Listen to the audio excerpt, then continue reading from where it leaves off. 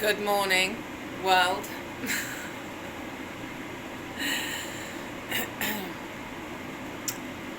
That is my extractor fan you can hear, but it needs to be on to extract the smells in the room.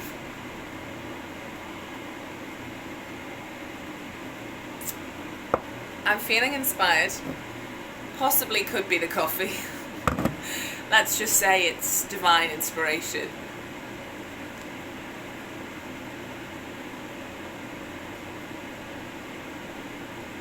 I've just watched, so it's about 20 past 10 in the morning on Sunday the 7th of March, International Women's Day tomorrow. I've just watched an interview with Sophia Loren. No wonder I'm feeling inspired. Oh my God. Drinking a coffee, watching an interview with Sophia Loren. Listening to Italian being spoken. I love Europe. So I'm feeling inspired. I've messaged Willa and I feel as though I'm understanding why and how the benefits of being my own muse.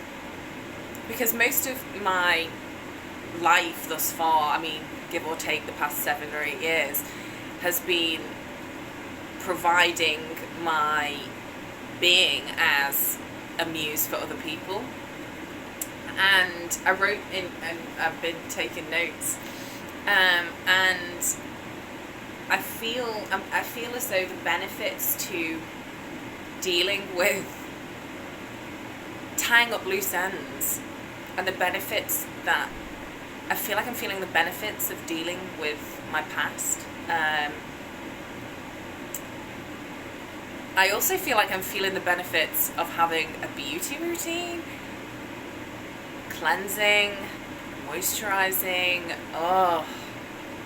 It's just so good. I could probably do with a quick hairbrush, but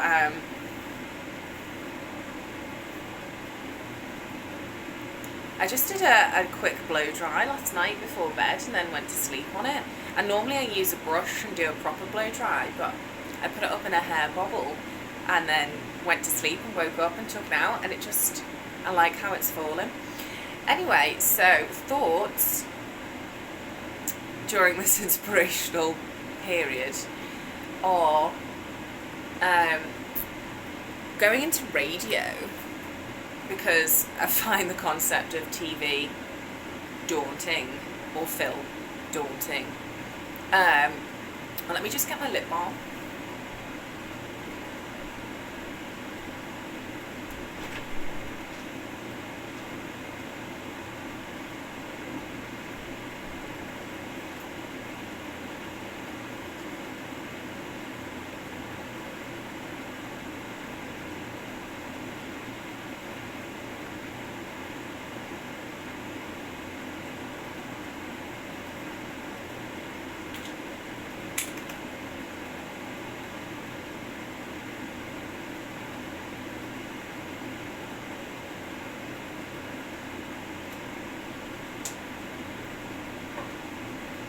Also, if you're curious about the outfit, it's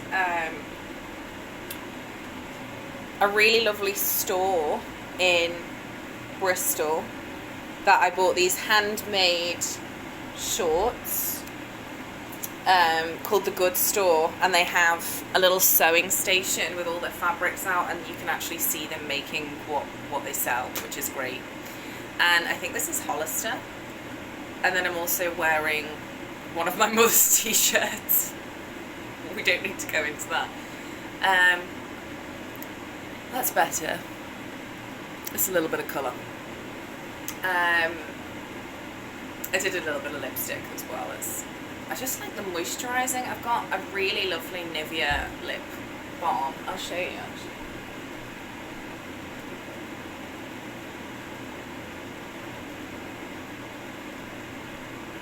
So this is the lip colour.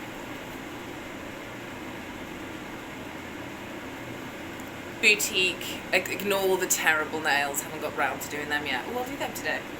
Boutique moisturising lipstick in Sangria. Who doesn't love a little bit of Sangria? And then good old Nivea Original Care. It's a lovely balm. So back to being inspired. I really love acting. But it usually uses energy, which I'm keeping in reserves at the moment.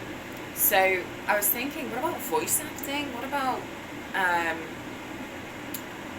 so in this video with Sophia Loren, she talks, the interviewer asked her, by the way, hats off to that woman interviewing Sophia Loren, because I would have just been like, ah, the whole time, but she was just like, so Ms. Loren, speaking in Italian, oh, it's amazing. She was in New York, Sophia's in, oh, just the whole thing, it's just amazing.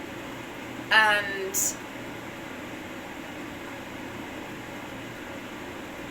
the power of books came up, the power of books as a medium and how inspiring books can be. And I was, and this book came straight to my head, which is written by Freya North, one of my absolute favourite authors, and has been for a very, very long time. 10 or 15 years. 15 years, actually, probably more accurate. And she writes, she just has this way with rom-com-y style novels, and they're not shallow, they're really well written. And I remember not so long ago writing in my journal, actually I say not so long ago, but time sort of blurs into one. I knew I should have done a top coat. Anyway, back to Freya North. I remember thinking somebody needs to make Freya North's novels into movies, and they need to cast me as the lead. But then I thought, when I clicked on the interview to watch it with Sophia Loren, and I realised that it was an Italian interview with subtitles, I was like, oh my gosh, I'm actually going to have to pay attention. So I thought I'll place the video, make my coffee, and I can read the subtitles, because I love subtitled. Subtitles never put me off, and I love foreign movies, always have.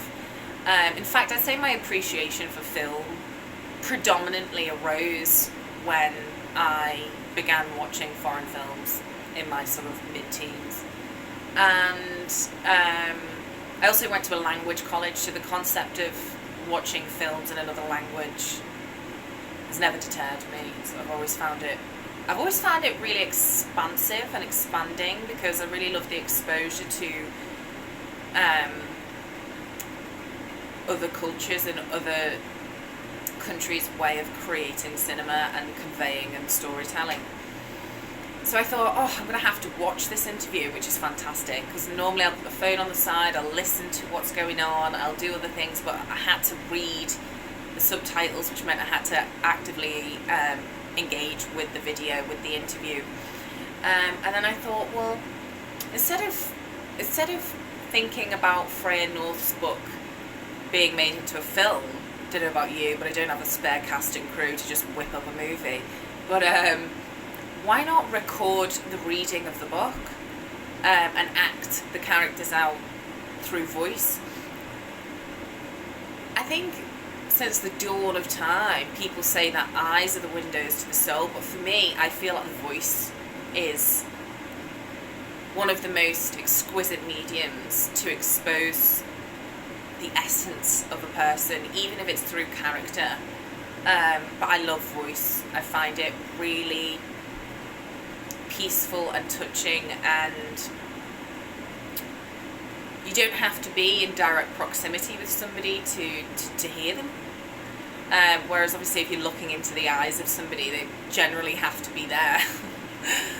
So for me, I find voice a window into the soul. And I thought, why don't I just buy this novel and read the characters out and get a vibe for storytelling or the cinematic experience through sound. So like I say, I'm feeling inspired. Could be the coffee. No, it's not. It's inspiration. And yeah, this interview with Sophia Loren, and she's just timeless elegance, beauty. She's so classic. And the advice she was giving was just, it really touched me. Obviously, listening to Italian being spoken is just, my grandmother was Italian. And I remember as a child, I used to stay with my grandparents regularly as a child. My mum was a single parent, so we needed a break often. And I say a break, it makes it sound like she was having fun, she was just maintaining her own sanity. And I remember when I used to stay in my grandmother's room, there would be this Italian-English dictionary, and the first foreign language, my father's Greek, so when I was a tiny baby he would speak to me in Greek, and I think I've always had an affinity with non-English speakers, non-native English speakers. Always had an affinity. I find it really calming, I find it really soothing, and I think maybe that connection was established when I was a babe in arms and my father would speak to me in Greek. But I feel like it laid some foundations. Even before speaking English, hearing a foreign language, it must penetrate the psyche in some way. And I remember my first exposure to reading a non-English language was picking up that Italian-English dictionary as a very small child. I must have been about 6. And finding words in the book in English and establishing what the equivalent was in Italian, right the way up, so 6, 7, 8, 9, 10 maybe. And that was my first foray into foreign language. And I haven't really gone back to Italian. I've dated an Italian, Alessandra. Oh, she's beautiful. And I love the culture. And obviously I love Greek and I love Spanish. I spent a lot of time in Spain growing up on summer holidays when we could afford to go.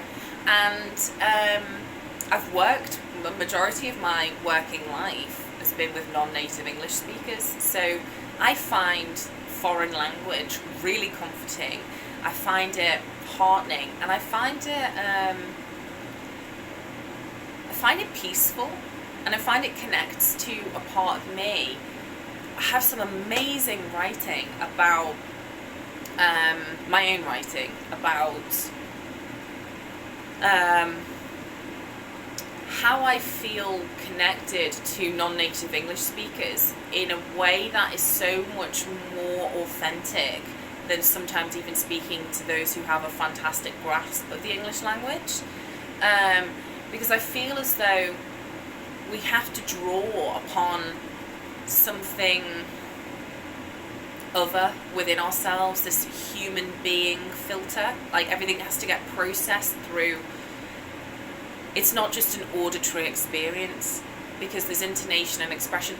I actually follow Jenny Colden, another fantastic author, on Twitter, and she responded to a question that another Twitter profile had asked about why somebody speaking in a foreign language is so attractive. And she was like, well, because it's another language, there isn't that instinctive innate knowing in conjunction with social class, wealth, and you don't have these predisposed conceptions of who this person is or is not, so you're just you can project your own concept of who this person is onto them, because things aren't ruled out in the same way as they are. Anyway, I'm digressing.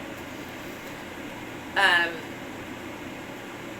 I really love the affinity with speaking broken English or English with people whose mother tongue isn't English. And I find it really authentic. I remember being in a physics class with my physics teacher back in school, at GCSE, just saying. And he told me about when he was teaching English out in Dubai, and he said that his students would draw upon English vocabulary that they felt conveyed what it was they wanted to convey in their language. And for example, they would say, they would use the word delicious for a really wonderful experience that they were trying to describe. But obviously we know that the word delicious, when I say we, I mean native English speakers or English speakers, we know that we would tend to use that vocabulary in conjunction with taste or flavour. But his students at the time would use it to convey enjoyment for anything outside of culinary means. And I really like that. I really love the experience of interacting with people who teach me to use the English language in a really soulful way. So yeah, back to voice and radio, and speaking as a way of conveying stories and storytelling. And as a window to the soul. Okay, well, if the eyes are the window to the soul, let's say voice is the back door. Oh God, no, that sounds terrible. Let's say that voice is a window to the soul, but it's a window in the attic. Okay, so you can lie down with voice, and you can look out of the window that's in the roof of your property, and you can see the stars. Yeah? That's what voice is for me. Voice is a Velux window in someone's attic. It's no ordinary window. And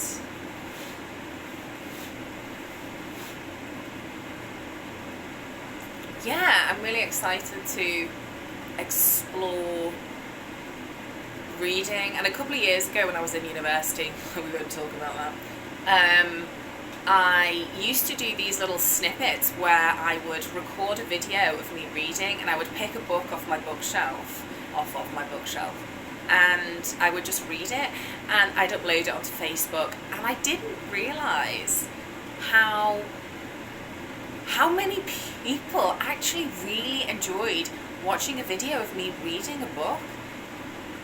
And people would actually comment and be like, I really got into that, that was amazing, you're so good at this. And I was just kind of like I was feeling social or sociable and not having that actual lived experience, and so would convey to the camera.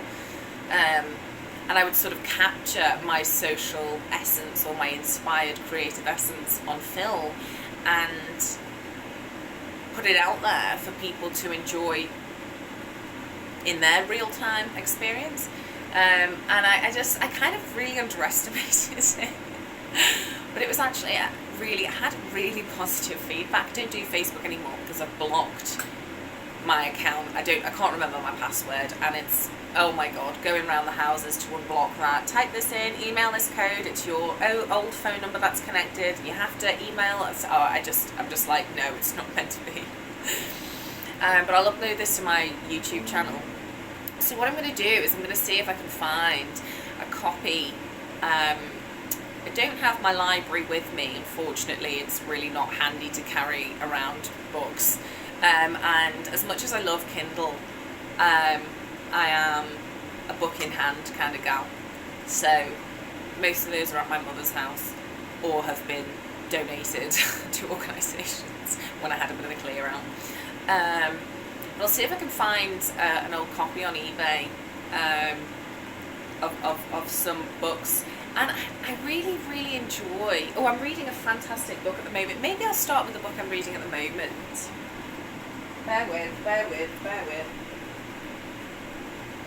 Or even Vogue. Because I absolutely love Vogue. Oh, to be honest, at the time that I would record these, I would pick up any sort of paraphernalia that I had around, and I am a collector of leaflets, pamphlets. Well, I used to be. Leaflets, pamphlets, anything cultural and inspiring, or anything with articles on. And I love Vogue. I'm not gonna lie. Vogue Visionary, free online creative series, Forces for Change, in partnership with YouTube. How appropriate. Naomi Scott, Sam McKnight, Alexa Chung. So yeah, fantastic. Could read from that. But the book I'm reading at the moment is The Authenticity Project by Claire Pooley, Penguin. It's great. I haven't finished it yet, so, but yeah, I might see if I can buy a copy of. I've got a few favourites from Freya North, and maybe just start reading again and recording it and uploading it and see if anyone could be arsed listening. But yeah, so I thought I'd encapsulate. I really like having these videos as reminders of being inspired, so that when I'm not feeling, I'm just topping up my coffee, when I'm not feeling inspired, I can click back and remember that that I have been inspired. I've been inspired. Oh my god, that sounds terrible. I have been inspired, and that I may be inspired again. So I think it's important not just to journal and to log when we're down or low. We are great podcast, by the way, Dolly. Yeah. Anyway, so but I also think it's really good to encapsulate the moments where we are feeling divine inspiration or creative flow, or we're feeling level, or we're feeling peaceful. I think it's really nice to have a balance of those. On that note, I'm going to eat my breakfast, which is tinned plum tomato, Cumberland sausages, fried egg, and some smoked bacon. So if you scroll down to the first video, I was vegan, whereas now I do eat meat and dairy, but I eat it in alignment with my own rhythms and cycles. So when I feel like I need it, I'll have it, but I don't, pardon me, over consume. Also, my plant is still alive. Bought this last year, and there are babies on it. There are babies. Can we see these? One here. There's my other one. Another one here. 1 and 2. And then we've got a little third one here. And then this is the mama plant. I love it because the underside of the leaf is purple, and I think that's really beautiful. However, I do need to get some potting soil or some compost because it's still in its original. Oh look, I've got a little note. Hi, I was bought on Gloucester Road in Bristol from a fruit and veg shop in the month of May, the year 2020. How romantic. But it needs to be transferred to this big tin. That's not a plug for Suma Cooperative, by the way, although please use cooperatives. If you want to learn more about cooperatives, go on UK Cooperatives website. It's really interesting. So I looked into opening a cooperative. So yeah, I need to repot that into a bigger pot so that the babies can breathe, because I feel like it's getting a bit restrictive. But I'm kind of like ingratiating them into their new home by putting them in the tin whilst they're in the original pot, so that there isn't such a shock when I actually repot them. But I don't want to buy an entire bag of compost or potting soil for such a tiny tin. So I might just, that makes me think of Tiny Tim. And this was a weak coffee. So I might just go and rummage around in the garden outside and just steal some soil from out there and repot it, and also repaint my nails. Anyway, that's it for now. Yeah, over and out.